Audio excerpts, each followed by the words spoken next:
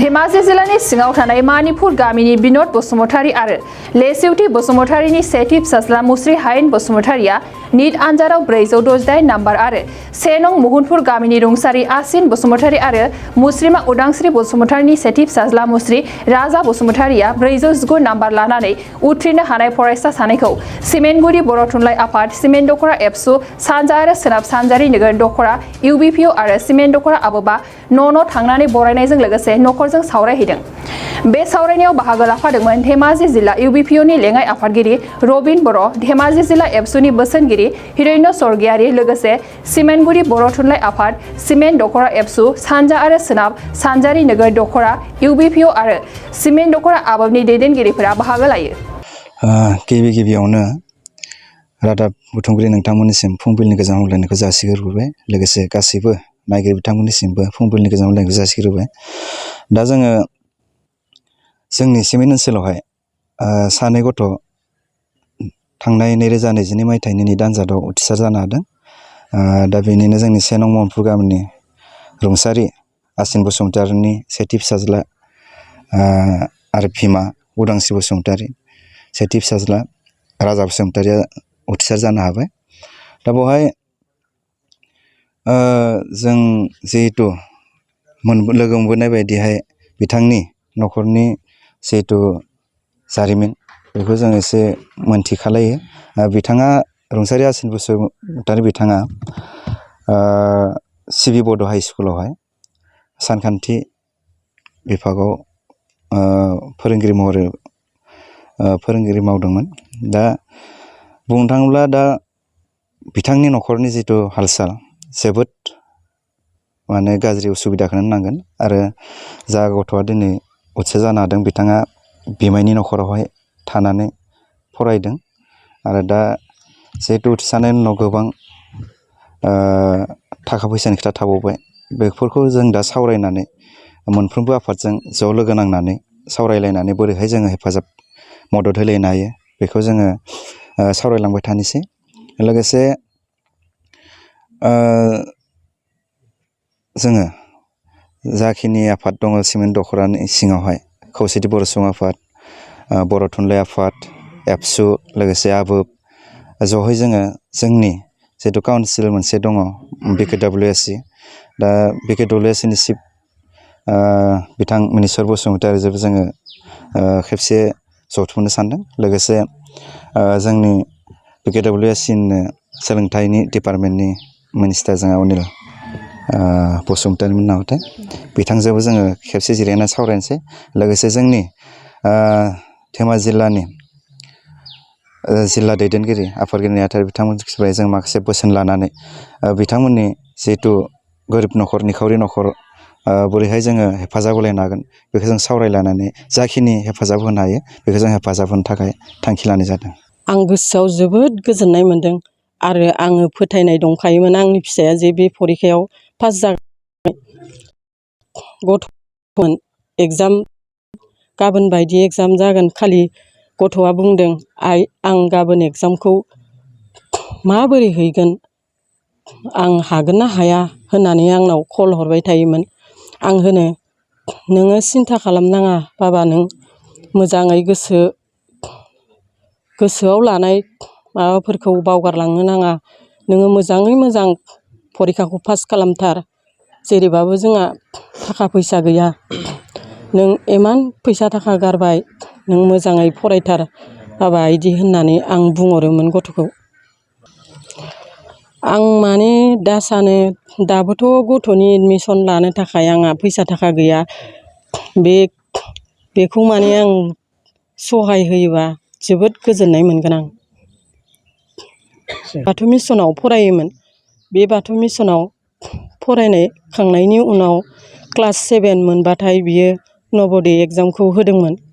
नवोदय एग्जामखौ बिमाया form fill up खालामनानै होदोंमोन। अब्लाना बे नवोदय फरिखायाव बेयावबो फार्स्ट डिभिजन थांनायसै। बेनि उनाव नवोदयआव थाहैबाय बियो। नवोदयआव थाहैनायनि उनाव आङो दा थाखा फैसा रां गैया नालाय, आङो बिफाबो गैला, आं बहानि मोननो आरो फंबायफोरा मालाय आंनो बेसे होनो, बेबायदि साननानै आङो बरपेटा हस्टेलाव ओंखाम संनो थाहैयो आङो मिसनाव। बेयावबो बोसोरसे थाहैदो आङो आरो फैनानै जनाय फ्रेन्सिलेन स्कुलाव आङो बेयावबो ओंखाम संग्रा जाफैयो। बे गथ'नि थाखाय आङो जोबोद खस्थ' खालामदों फैसा थाखा, अब्लाबो आङो सानोमोन गथ'खौ बे गथ'आ जेब्लाबो मोजां जाखागोन, आं बेखौ जेरैबाबो हाजिरा खामला मावनानैबाबो फरायहोगोन होननानै आंहा मिजिं दंखायोमोन। बे निट एग्जामाव दोनहैनायाव आरो आंखौ न'आव थानायाव बुङोमोन गथ'आ, आयै आंखौ मास्टारा कल हरबाय थादों माबोरै एडमिसन लाफैदो मालायफोरा थाहैजोब्बाय होननानै। अब्ला आङो बिफा गावनि रुंसारि जालांनायखौ आं हराव माने गावनो उन्दुलांनो हायै सानबाय थायोमोन। बिफा थानायमोनब्ला गथ'आ बिदि जानाय नङामोन। दिनै बिफा गैयिखायसो बिदि थाखा फैसानि आंखालाव आं गोग्लैबाय। बे गथ'खौ मा राहायै फोरोंगोन आं साननानै मेगनाव मोदै लानानै थायोमोन आङो। अब्लाना बे गथ'आ आंखौ खाराव माराव बुंहैबाय थायोमोन आरोना, आं फरायथारगोन, आं डक्टर फरायथारगोन होननानै बुंबाय थायोमोन बे गथ'आ। आं माने बिफाखौ गोसोआव माने सानै सानै आर'ज गाबोमोन आं, नों फिसाखौ नाहर, नों बहा दङ, बे राहाखौ नोङो आंनो दिहुननानै हो, ओरैबाबो सानबाय थायोमोन आङो गथ'आ सानसे मोजां जागोन होननो थाङा। माखासे गथ'फ्रा फरायखांनायनि उनाव गावनि बे लाइफ केरियारखौ दायालासिनो बिसोरो सोरजोंबा गाज्रि खामानियाव हाबायाव थाङो। दाथ' जों सोलिबाय थानाय जों नुदों मेक्सिमाम गथ'फ्रानो मा होनो ड्राग्स एडिक्टेड, मा होनो बेखौ निसा जुक्तआव बांसिन गफबना थाहैदों आरोना। गफबना थाहैनायनि उनाव बे गथ'नि लाइफआ स्पइल जालांदों। बे गथ'आ माने गावनि टारगेटखौ फिलाप खालामनो हायाखै। जे रायजोफ्रा जेरै लुबैदोंमोन, दा जों संगठनफ्रा बा मा होनो माहारियारि आफादफ्रा जिबायदि बरायनायनि समाव जों बुंदोंमोन, बे बरायनायनि जिनाखि बै मोनसे माबा होदोंमोन, बिथोन होदोंमोन, बे बिथोनखौ मेक्सिमाम गथ'फ्रा लाखिनो हायाखै आरो। बिसोरो संगठननिफ्रायबो गोजान जालांदों, बिमा बिफानिफ्रायबो गोजान जालांदों, बिसोर गाज्रि हाबायाव बांसिन थांनाय नुनो मोन्दों। दा ओंखायनो आं नोंथांमोननि बे निउस पर्टेलनि गेजेरजों खावलायनो नंदों जे गथ'फ्रा, जोंनि फरायसाफ्रा, बर' फरायसाफ्रा बरायखांजानायनि उनाव बे गावसिनि जिथुनाखि थांखि, बे थांखिखौ जाफुंसार होनानै जोंनि बर' माहारिफोरखौ मोनसे गेरेमसा माहारि दानायाव हेफाजाब होयो, गोरों गोरा मोनसे समाजजों दानायाव हेफाजाब होयो, बेखौ आं खावलायगोन। आं रायजो राजाफोरखौबो बेनिफ्राय आं बयखौबो साबायखर जासिहरबाय। ओमफ्राय आं दा आंनि मार्कआ 468 नालाय, दा स्टेटआव सबावबो मोनगोन आरो, जेनेबा गुवाहाटि मेडिकेल कलेजबो मोनगोन आरो, जेनेबा जेराव आं प्रिफार खालामो इयावनो मोनगोन आं दा। इयुनाव सासे डक्टर जाखांनायनि उनाव नोंथांनि थांखिया माबायदि?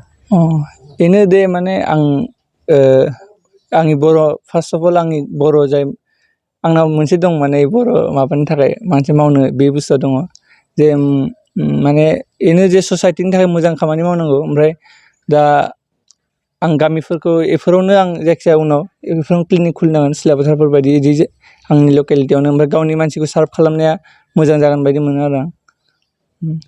बे निट आनजादखौ उथ्रिसारनो थाखाय माबायदि स्ट्रागोल खालामदोंमोन? स्ट्रागोलाथ' बिराद खालामनांगौ जादों, नंगौ। ओमफ्राय जेनेबा इक'नमिक कन्डिसनाबो न'फोरावबो एसेबां मोजां नङा नालाय। ओमफ्राय आं जे भगबाननि अननायावबो माने जेनेबा आं उन्दैनिफ्रायनो इडुकेसनखौ आं फ्रियाव मोनबोदों आरो, जेनेबा 6निफ्राय 12सिमबो आं जवाहर नवोदय बिद्यालयआव फरायबोदों। ओमफ्राय 12नि उनावबो आरो आं NGO मोनसे दक्षिणा होननाय कचिं इनस्टिटिउटआव आं फ्रि अफ कस्ट थानाय जानाय फरायनाय आं मोनदों आरो। ओमफ्राय बेयाव फरायबोबाय, ओमफ्राय फरायनानै आं निटखौ क्वालिफाइ खालामनो हादों।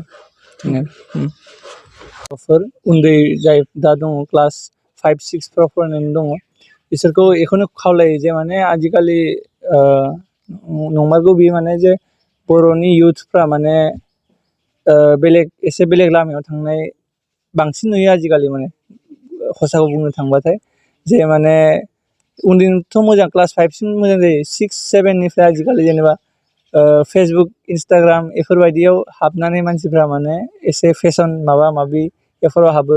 लासै लासै जों जेनेबा एसे इंलिसनि कालचारफोरखौ दा माबानो नागिरो, माने दानिफ्रायनो जोङो जे इसोर माने 7, 8निफ्रायनो ओरै जाय गाज्रि बुस्थु बेफोरखौबो माबायो आं बेखौनो खावलायो जे माने बेफोरनिफ्राय गोजानाव था ओमफ्राय जेनेबा नोङो जुदि नोङो गावनि एडलेसेन्ट टाइमाव जुदि नों गोजानाव थायो बेफोरनि बुस्थुनि थाखाय ना ड्राग्स जेनेबा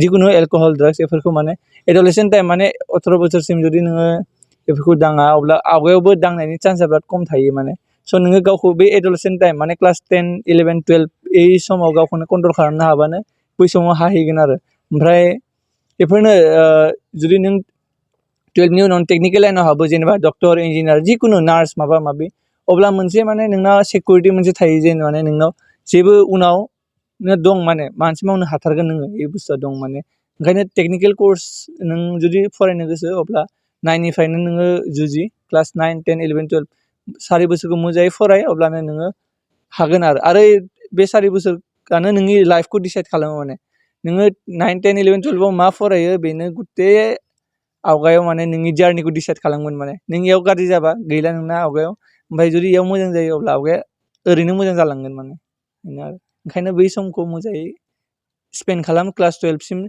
बेफोरो जेसेबां नोंनि डिस्ट्रेक्सन दं बेफोर जेनेबा बेफोरनिफ्राय गोजानाव था नोङो ओमफ्राय गावनि बयनाबो टारगेट मोनसे थाखायो माखासे फिसा खालामो गिदिर टारगेट खालामो माखासेया खिन्थु टारगेटखौ गिदिर लाखियो अब्लासो गिदिर जेसेबां नोङो टारगेटआ गिदिर एसेनो बै इसिम नों मोनहैनो इसिम गैखौ मोनहैयाबाबो इनि खाथियाव मोनहैयो माने ओंखायनो टारगेटखौ गिदिर लाखिनांगौ बेनो आरो गोजोननाय थाबाय आङो फिसालानि सोमोन्दै मोजां मोनदों अब्लाबो गोजोननाय मोनदों जि साननानै जि थांखिया जाफुंदों बेनि थाखाय गोजोननाय थाबाय लोगोसे खस्थ' खालामनांबावो बहुद बोसोर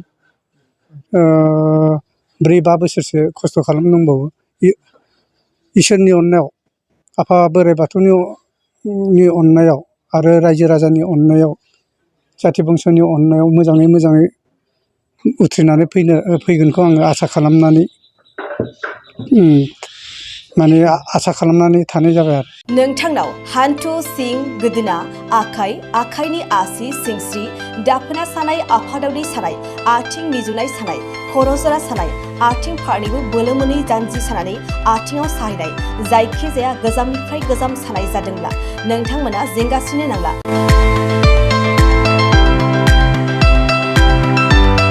नोंथांमोननि थाखाय खम बेसेनावनो लाबोदों फिल नेचार जइन्ट पेन वेल बे थाव मालिसखौ फुनोब्लानो नोंथांनि गासै सानाय जेंनाया खारगोन अब्ला मानोथो गोबाव खालामखो अर्डार आरो गोबां मोनथिनो थाखाय नैबे जानबुं नङाव फन खालाम 9974030738